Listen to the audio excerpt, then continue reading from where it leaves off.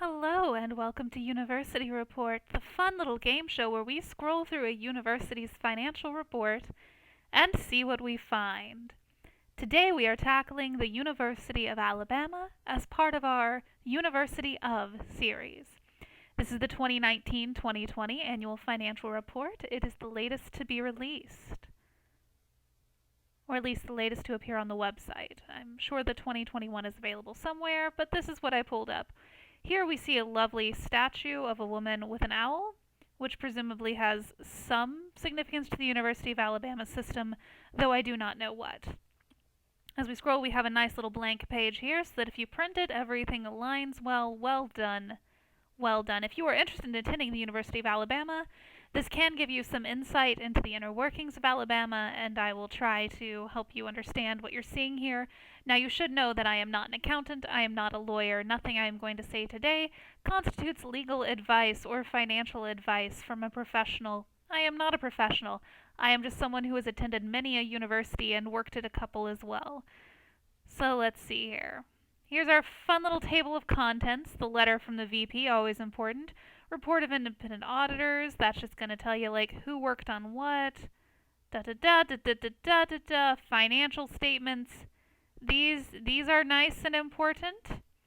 And then all of these are going to have lovely visuals and charts that we're going to want to look at.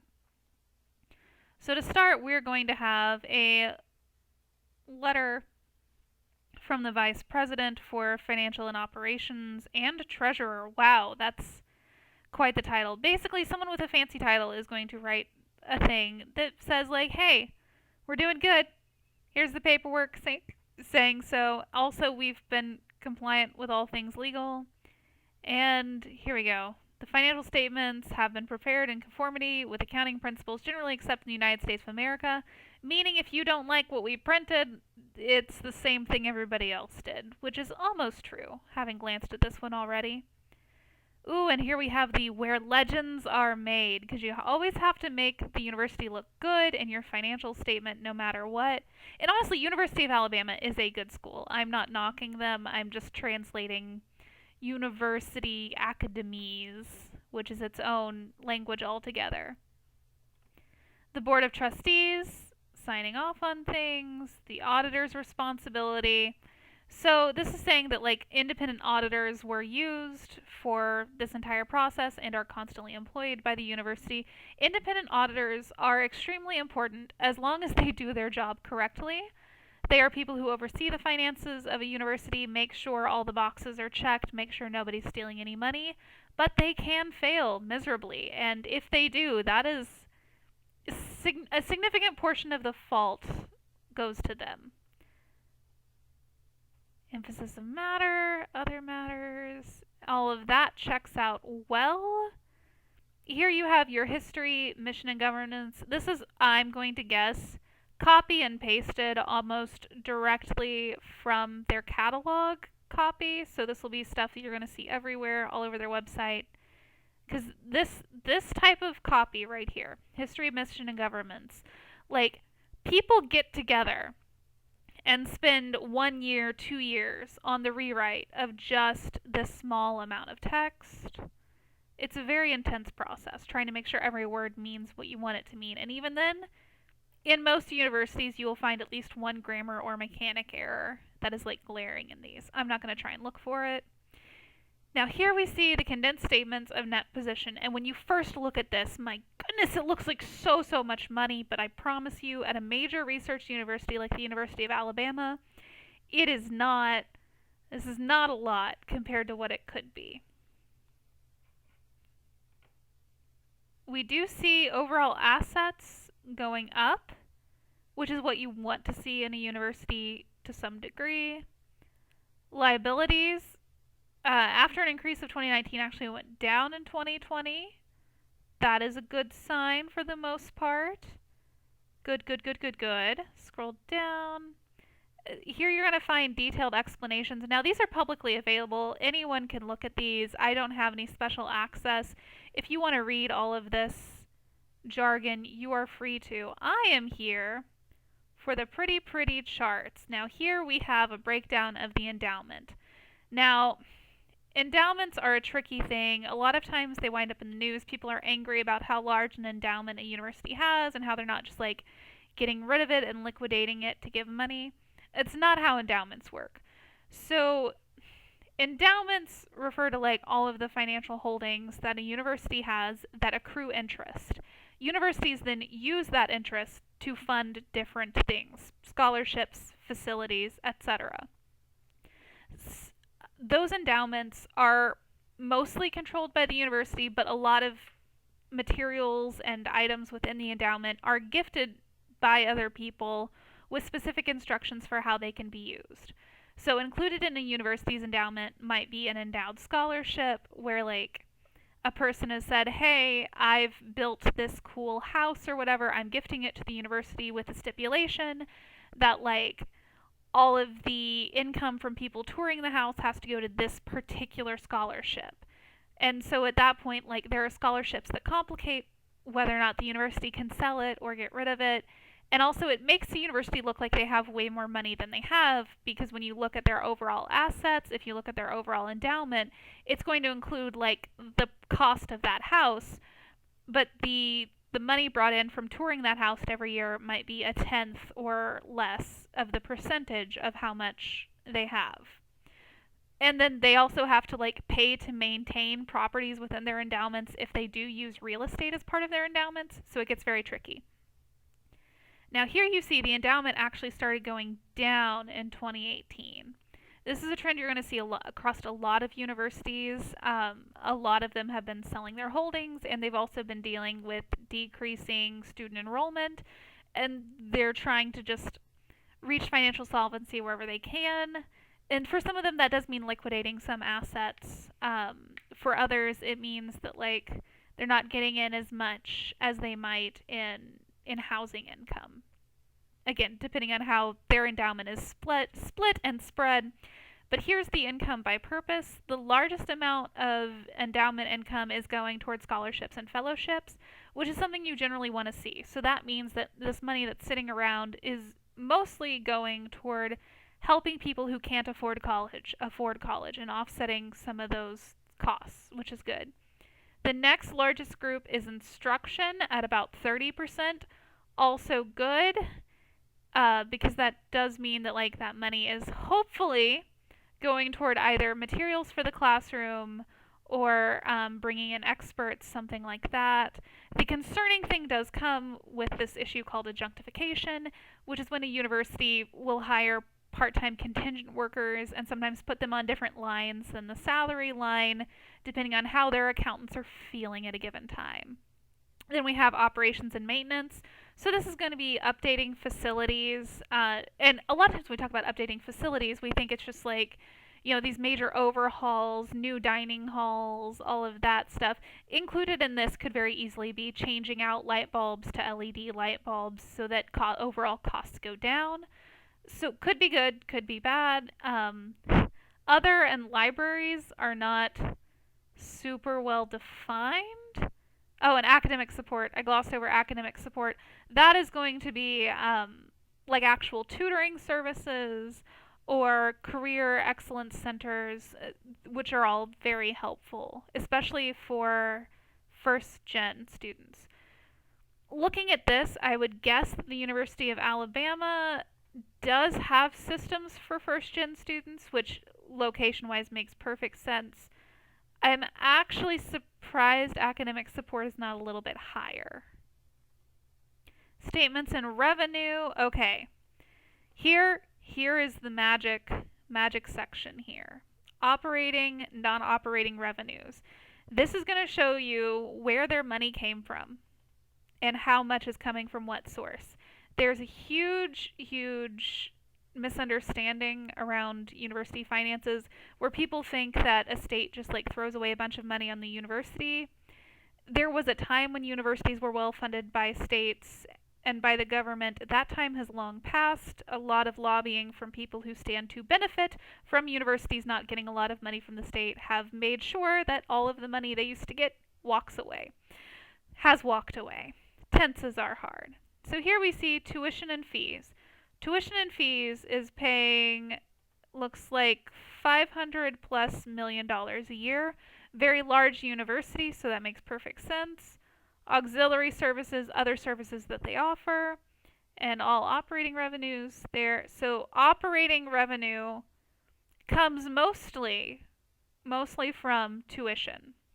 So if you wonder why tuition rates have been rising so much, it is because of this operating revenue. Everything that is like constantly in use, constantly driving everything in the university system is pretty much coming from tuition and fees. Now down here, see, we got losses, not too terrible on the loss, that's about normal. Here we get to our non-operating revenues. So here is your state educational appropriations.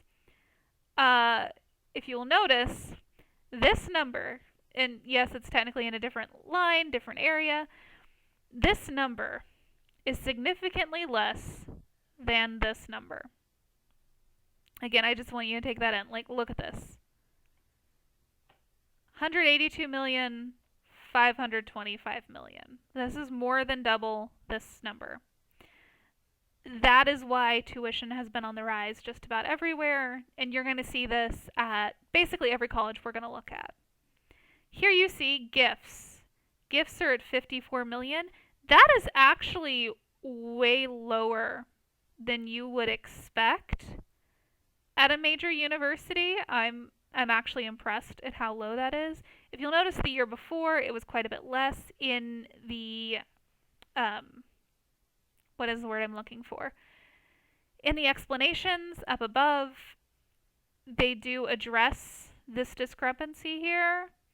And it looks like conditions that were needed to receive certain gifts were met in the year between this number and this number.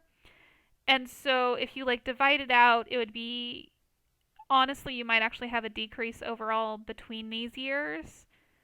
It's just that conditions for this year were met this year, and so monies were paid out here. Investment loss. Not as bad as it could be. I'm a little bit more concerned about how much investment loss was there. Other changes in position. Good. Not terrible. Alright, so federal grants and contracts revenue.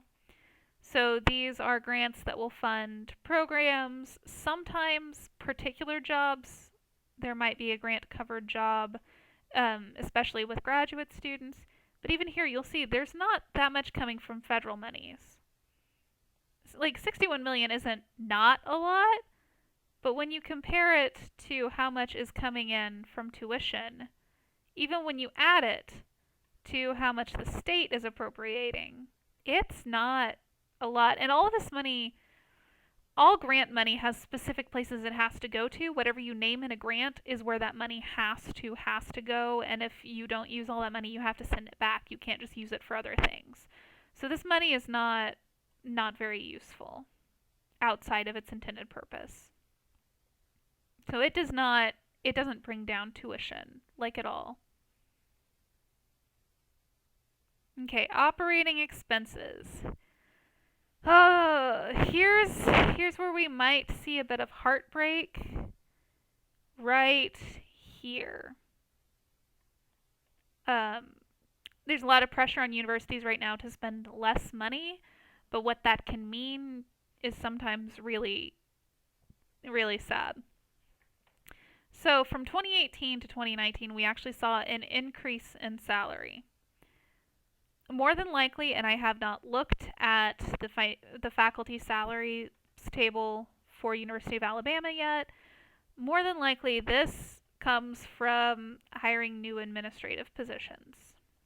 Universities are kind of being forced right now to hire people in admissions to try and get people in, because as you saw, most of their money is coming from tuition. No longer is it coming from the state like it was originally designed to. You also have a lot more academic advisors because you have so few faculty trying to do so much that they can no longer serve as advisors. I don't know if University of Alabama has caught on to that trend yet, but it is very trendy. And then also, universities do have a bad habit of adding assistant vice presidents for X, Y, and Z that may or may not be needed. But then here we see a decrease. And this number seems small, right? 17-ish million, rough estimate. But 17 million, if it is a result of a cut in faculty, is significant. And again, we have a serious problem in higher ed right now where people are encouraging adjunctification, which is where you fire or you fire established faculty members, or when an established faculty member retires, you do not grant the department a line, meaning like a job, to fill that position, and instead they encourage the department to hire 2 or 3 adjuncts. Those 2 or 3 adjuncts are going to be severely underpaid, they are not going to receive any benefits, and they'll probably be working at 3 or 4 other universities to make ends meet. And that does decrease the research output for the university. And so in order to hold on to their research classification, even though that system has changed, the universities then have to pressure established faculty who do have benefits to focus primarily on their research and very little on their students, and it really does hurt everyone involved. So this small decrease does worry me, especially because we're not looking at the 2021 table, and a lot of universities let go of faculty in the 2020 to 2021 year. Then we have supplies and services has also gone down, which is interesting. Not necessarily bad. It could be that they've learned to cut the corners that are good to cut. It could also mean that they've told departments to stop printing things. I would say if you were looking at the University of Alabama, ask questions about supply access and how your intended department might have been affected by these numbers going down. Because if you are working in theater or film and you find out that they are not going to be like getting updated equipment for cameras or lighting, I would be concerned about that depending on your emphasis. Depreciation, not the worst change there. Here's interesting. The scholarships and fellowships have actually gone up. Usually that means they're trying to entice in more people to get them to live in the dorms. So what they'll do a lot of times is they will increase the scholarships to get people to come in. They won't charge them tuition, and they will try to get them to pay more for room and board so that they can still make up some money. Ultimately, it's not the worst thing. It actually can benefit students a lot for that to happen. One, more universities are moving toward allowing people to have single rooms, so you would have your own space, which may cost $100 or $200 more a month, but that price is spread out. You can take out student loans to cover housing expenses, and if you aren't comfortable with that, you can, at a lot of universities, apply to be a resident assistant, a resident advisor. And those people sometimes do get free housing. So you could finagle that in your favor if you are interested in looking at the University of Alabama. And total operating expenses have gone down. To the public, that is going to look amazing. To those working there, it is perhaps concerning. It depends on where those cuts are made, right? So I would definitely, if I were looking at this university, I would be asking where those cuts are being made and who they are benefiting, who they are hurting. Here we go. Functional classification. So most of their operating expenses are going toward instruction. That is good. This is good. I'm not seeing anything terribly bad here. Salary, wages. So this is your salary breakdown. Most of the salaries are going to instruction. That is good. However, if you'll notice, there isn't a line here really for administration. There's academic support, but those who are in administration positions can be listed here because they are also technically employed as teachers even if they're not teaching. They are still faculty. by definition, and so if they are not here, those numbers could be inflating this a lot. It is nice, though, that administrative assistants and office personnel are, it looks like, possibly being paid a decent wage for Alabama. Operations and maintenance. This is not a terrible number. Student services is a little lower than I would anticipate, but I'm not sad to see that because that can mean they're not focusing quite so much on pools. If we look at the differences, though, academic support has gone down, instruction salaries have gone down, but again, these are all salary focus. On supplies and services, see, that supply budget and instruction has just gone down by like $12 million, rough estimate. That is concerning. And I want to know what they're saying no to. Depreciation, don't really care about that. There's no one being paid out of the scholarship lines for scholarship, which makes perfect sense. Yeah, it's not bad.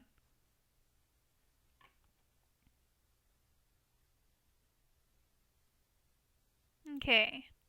Enrollment statistics, unaudited. This is very important that they are doing this. They are telling you what is and isn't something that has been looked over by these professional auditors. This isn't something the auditors need to look at, so it's fine it's not there, but it's good that they are putting unaudited in the same font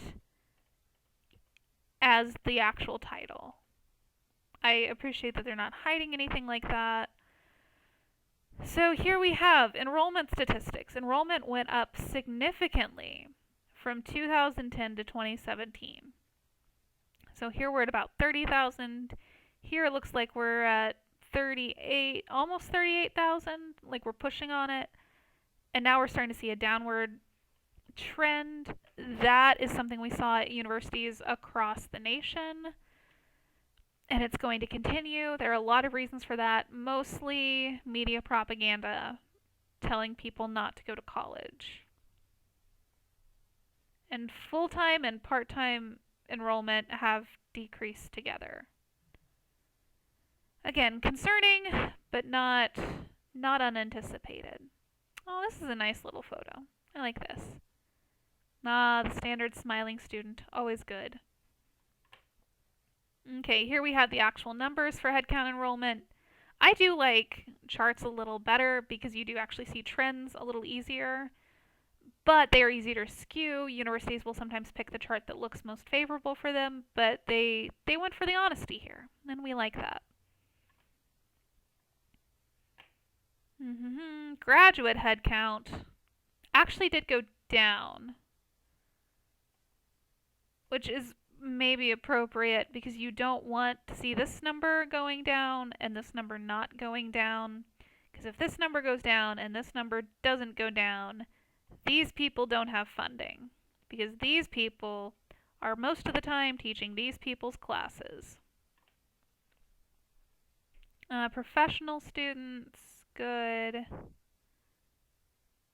Professional programs, when they're separated out, a lot of times can mean like those who are in medical school or law school.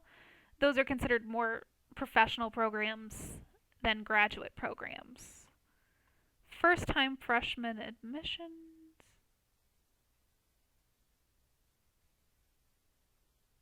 Applicants admitted. Ooh, okay. Let's see.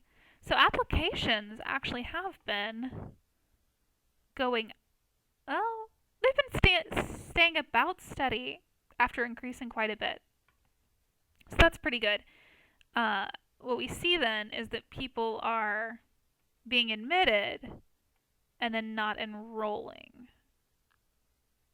So here we admitted more people than here, and we just barely got a bump in people who actually enrolled.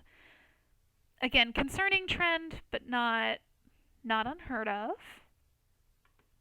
Degrees conferred. They conferred about 7,000. That's not bad at all. 7,000 bachelor degrees. Now that does mean if our head count is at 32,000, oh, that's actually pretty good survival rate. We don't have too many people dropping out. Academic years, full-time. Alright, so the average tuition is 10,000. That is not bad. Out-of-state students do pay more. Law school tuition is actually fairly low. If you're looking for law school, probably not the worst school for you. Percent increase. This is actually nice and refreshing to see. Here they've actually stopped raising tuition, which is amazing. And instead of raising it here for the in-state people, they've raised it a little bit for the out-of-state people. Honestly, not the worst way to pay for things. This is a good way to give back to your community. Because again, if you remember up there, we're like $525 million this year came in from tuition, and that's most of what they're living on. Like, that means that those who are coming from out of state, who haven't been giving into the state system, are the ones who are actually paying for everybody else's schooling. One person coming in from out of state covers what 3 people from in-state would pay. That's something you want to see at a state school. That is good. Now, there may be special qualifications for what counts as an in-state student. A lot of times, states will say any neighboring state also counts as in-state, so that those who live on borderlands don't get cut off. And I think that's good. Either way, here we're seeing good things. They don't have an in-state, out-of-state breakdown on enrollment, though. So we don't know what their totals would be. You can figure that out, technically. But that's a lot of math that we're not going to do. Statement of net position. Honestly, this is not going to matter to potential students. Operating revenues, we've already gone over. These are just handy-dandy tables. Statement of cash flow. Security, yeah, not that. This will not matter too much to prospective students, honestly.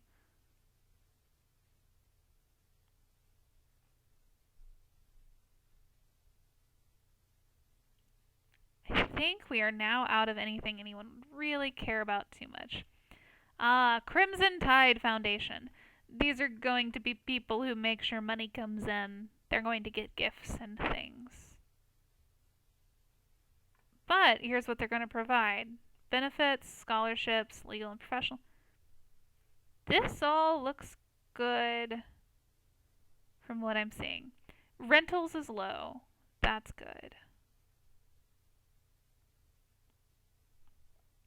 You know, and some of this is going to be obscured. Some of this is going to use very vague language so you don't know what's there, and that is okay. You can technically find anything you want. You can also file a FOID request. But this alone tells most people who are prospective students exactly what they need to know. And I'm going to keep scrolling through. We don't really need to go over most of this, but if you want to pause and look at anything in particular, you can.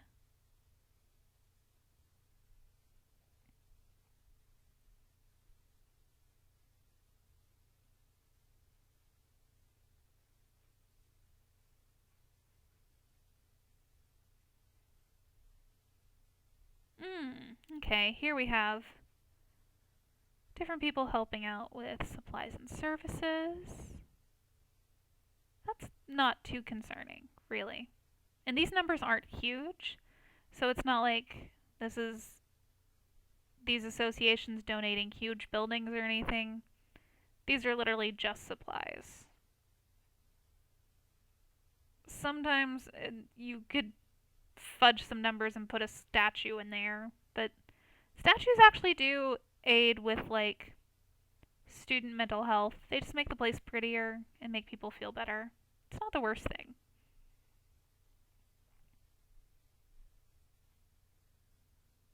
I know I'm scrolling fast. If you need anything, again, you can pause.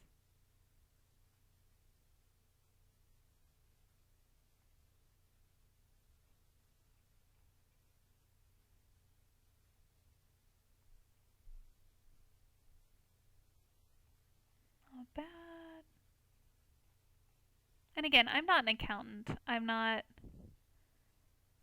going to be able to explain what every single number is. I just know how universities work, and I want to help people understand and give them access to this information. So you can see that most universities really aren't trying to rip off students. Most of these expenses are necessary, with the possible caveat that not all administrative positions need to exist.